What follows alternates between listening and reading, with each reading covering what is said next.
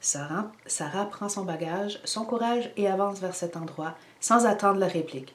Césarée tente de la rattraper, mais elle l'évite et pouf! Elle disparaît.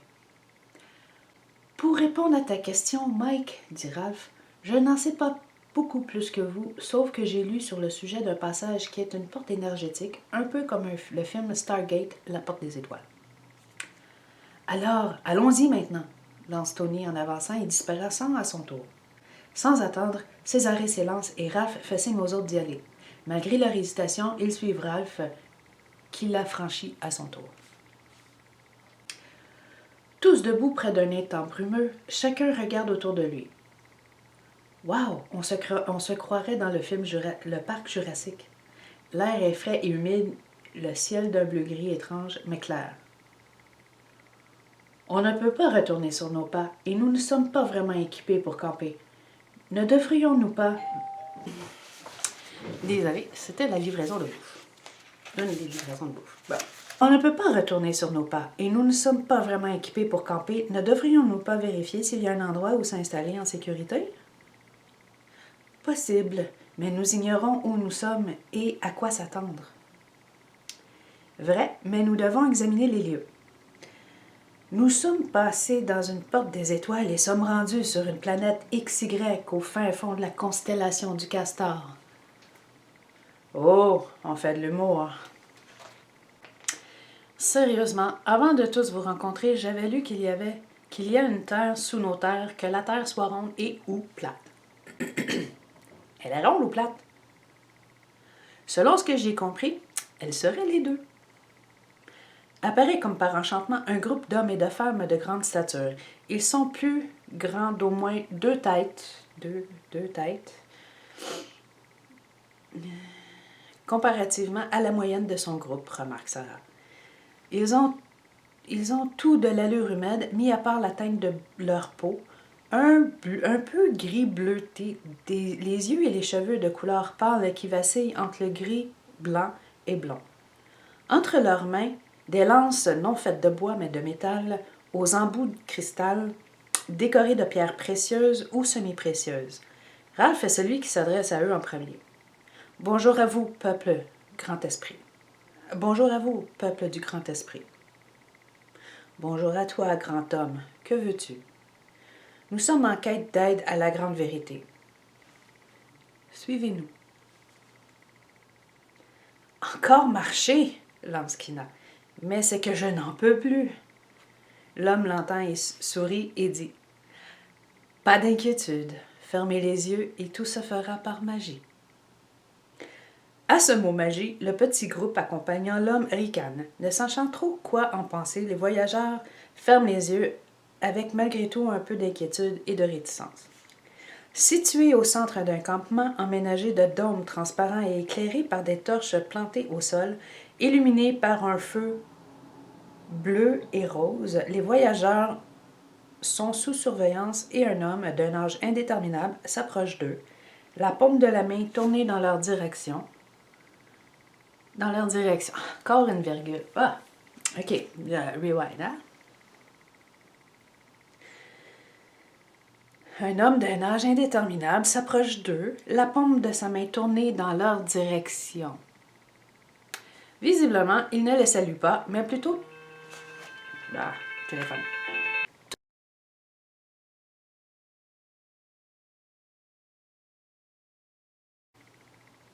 Bon.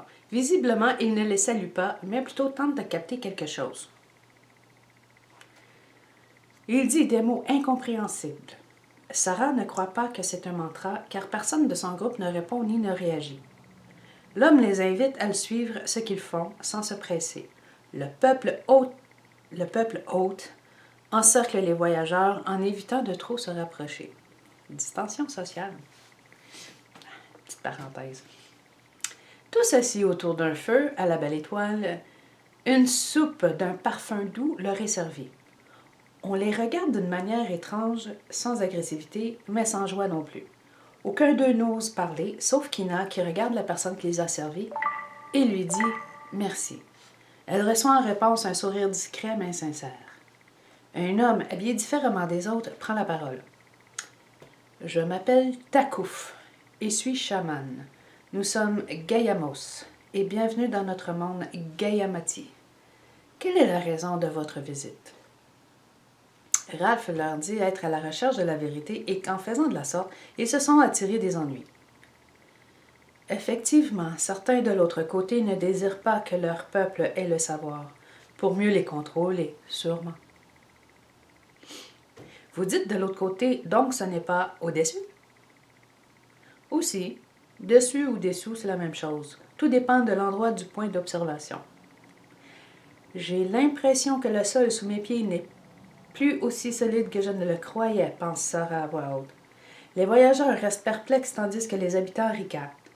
Ralph sourit en regardant son équipe, ce qui n'échappe pas au regard attentif mais discret de ses oreilles.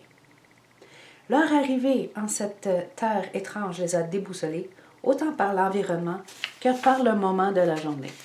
Le soleil n'a pas le même effet et impossible de savoir de quoi il s'agit exactement. Les plantes étant plus vertes que nature, aux proportions préhistoriques, on peut y voir l'aménagement en harmonie de la nature et de l'homme. Peut-on les considérer comme tels, vu leur stature?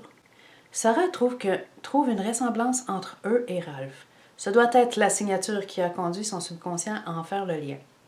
Ces femmes de beauté divine lui donnent froid dans le dos. Cette supériorité dans le regard. On les amène, ou plutôt les télétransporte dans un bâtiment sophistiqué, surprenant si on se fie à leur habillement. Mis à part leurs moyens de se déplacer, on ne décelerait pas leur avancement technologique. La luminosité des lieux, d'un blanc chaleureux, n'est pas aussi agressante que celle des néons. On se croirait à l'intérieur d'une des pyramides dans le temps qu'elles étaient opérationnelles, avant de se faire considérer pour des tombeaux. Le maître des lieux explique que justement, il y avait plein de bâtiments de la sorte à notre surface, mais une nouvelle race d'humains a tenté de les anéantir. Le continent en mer a dû être changé de place et s'est fondu pour traverser de ce côté-ci. César dit alors « L'Atlantide ». Takouf répond par l'affirmative. Il y en a qui sont restés à la surface, se cachant dans des montagnes, se faisant gardiens d'un équilibre et surveillant les points de connexion entre les deux surfaces. Par contre, il y en a qui tentent de venir nous conquérir par ce que vous appelez les pôles. Nous avons un traité d'échange, mais ils ne veulent qu'une chose, le même contrôle qu'ils ont chez eux. Ils se font la guerre entre eux au point que même un groupe tentait de reproduire une porte des étoiles pour accéder plus facilement de ce côté-ci. En parcourant les tunnels de ce bâtiment, ils traversent plusieurs chambres allumées de bougies, mais aucun résidu de cire ou de signe quelconque de la fonte de ce matériau. Une de ces chambres donne des frissons aux voyageurs. L'effet, en la traversant, est inexplicable au point que Kina demande s'ils font venir des esprits. Le maître répond que c'est un endroit sacré pour les rituels de routine, afin de rassembler les énergies se trouvant à l'extérieur. Un rituel de magie. La magie effectuée par les humains n'est que la même technique utilisant l'énergie environnante, comme Tesla l'avait expérimenté avec ses machines, juste que la magie utilise l'énergie de manière plutôt biologique, éthérique au lieu de physique. Même les plus avancés en sciences du groupe de voyageurs en restent bouche bée. Mais c'est impossible, et en plus, vous êtes au courant pour Tesla? Comment pensez-vous que l'Atlantide pouvait être si avancée au reste du monde? Pas avec ses véhicules volants seulement, sans compter que c'est sûrement de cette manière que fonctionnent justement de tels véhicules.